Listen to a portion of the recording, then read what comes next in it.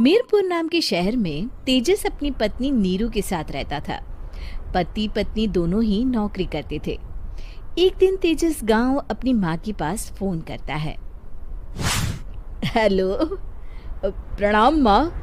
जीते रहो माँ, तुम दादी बनने वाली हो हैं?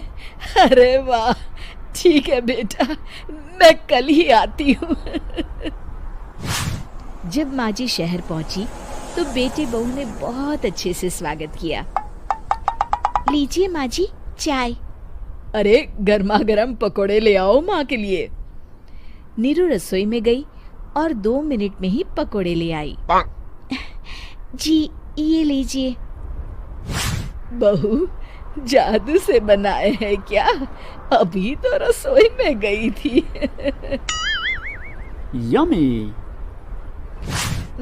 माँ जी, शीला रसोई में पकोड़े तल रही है, मैं बस लेकर आई। हे भगवान, मेरा धर्म भ्रष्ट कर दिया तूने। अब तो गंगा जल से शुद्धिकरण करना होगा। दूसरे दिन, माँ जी मैंने नाश्ता बना दिया है, ऑफिस जा रही हूँ। पर अभी तो घर का सारा काम पड़ा है। शीला आती ही होगी, झाड़ू पोछा बर्तन कपड़े वो सब कर लेगी। हमारे जमाने में घर का सारा काम हम ही करते थे। जी माँ जी, आप बहुत होशियार हैं, मैं घर ऑफिस दोनों नहीं संभाल पाती। तो जरूरत क्या है घर से बाहर जाकर चाकरी करने की? वैसे भी घर का काम खुद करने से घर में बरकत आती है, समझी? पर माँ जी। पर वर कुछ नहीं, इस महीने की पगार मिले फिर ऑफिस बंद है। हाँ। रात को नीरू तेजस से कहती है, सुनिए जी, माँ जी बोल रही थी कि मैं नौकरी छोड़ दूं। वैसे ठीक ही तो है, अभी तुम्हें आराम की जरूरत है। फिर भी आराम कहाँ, शीला को छुड़ाने के लिए बोल रही थी। तो अब 24 घंटे में इतना काम तो कर ही सकती हो। पर जॉब पसंद है मुझे, घर पर मन नहीं लगेगा। अगले दिन जब दोनों ऑफिस के लिए निकल रहे थे, मेरी तो कोई कीमत ही नहीं है इस घर में। माँ जी, आजकल महंगाई बहुत है, रहन सहन भी बदल गया है, दोनों नौकरी करते हैं तभी ठीक रहता है। अच्छा, तू कहना क्या चाहती है? मेरा बेटा तुझे बिठा के खिला नहीं सकता? तू ही इस घर का खर्च चला रही है, हैं? नहीं माँ जी, मेरा वो मतलब नहीं था। मतलब खूब समझती हूँ, ये बाल धूप में सफेद नहीं किए मैंने। हाँ। अब तो ये रोज का काम हो गया था। तेजस भी रोज की झिकझिक से परेशान हो गया था। एक दिन उसने कहा, नीरू, वैसे भी तुम्हें मैटरनिटी लीव मिलने वाली है, तो अभी से ही छुट्टी ले लो। पर क्या, मेरी सैलरी अच्छी खासी है। आखिर नीरू ने रिजाइन कर दिया। जब बच्चा हुआ तो घर में सब बहुत खुश हुए।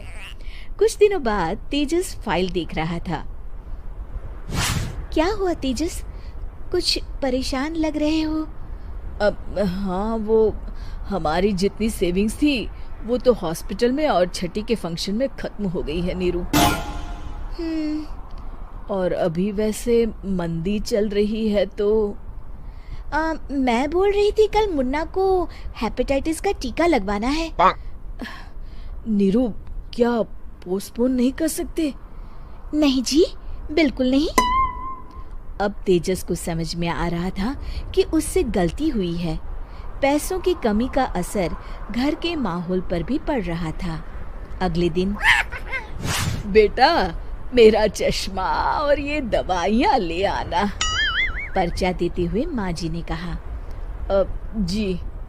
तेजस, मुन्ना के लिए दूध का डिब्बा और डायपर भी ले आना, और ये किराने के सामान की लिस्ट है, इसे भी लाना है। तेजस गुस्से में लिस्ट मरोड़कर फेंकता है और चिल्लाता है, पैसे क्या पेड़ पर उगते हैं? ये ले आना, वो ले आना। अरे पर ये जरूरत का सामान ही है। वो गुस्से में बिना कुछ कहे ऑफिस चला गया। अरे लंच तो ले जाइए। नीरू दौड़कर डिब्बा पकड़ाती है एक दिन खाना खाने के बाद, नीरू, अब तो मुन्ना कुछ बड़ा हो गया, तो अब तुम वापस ज्वाइन कर लो ना जॉब। पर इस रिसेशन में जॉब मिलना बहुत मुश्किल है। ट्राई तो करो। फिर मुन्ना, माँ जी है ना, और एक फुल टाइम मेड भी लगा लेंगे। पर माँ जी, उन्हें तो पसंद नहीं। तभी माँ जी वहाँ आ जाती है और प्यार से नीरू के सर पर हाथ फेरते हुए बोलती है, अब मेरी समझ में आ गया बहू, पहले के और अब के समय में अंतर है। तुम काम शुरू करो, मुन्ना की जिम्मेदारी मेरी। मेरी प्यारी माँ जी। ये कहकर नीरू उनके गले लग गई। शिक्षा, परिवर्तन संसार का नियम है, हमें भी समय के साथ चलना चाहिए। उम्मीद है कि आपको हमारी ये कहानी पसंद आई होगी।